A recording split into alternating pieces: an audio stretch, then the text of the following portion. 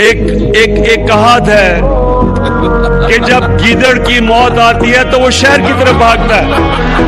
तो मैं सोच रहा था कि अल्लाह ये किसी तरह ना इनकी गर्दन मेरे हाथ में किसी तरह आ जाए।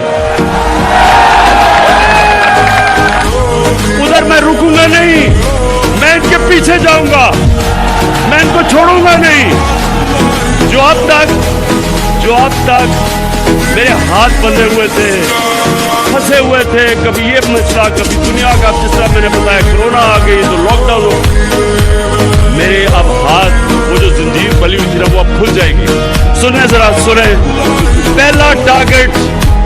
पहला मेरा टारगेट होगा जिसके ऊपर बड़ी देर से जो मेरी बंदूक की नशिस्त पे बड़ी देर से उसको पर आया हुआ वो है आसिफ अली जरदारी।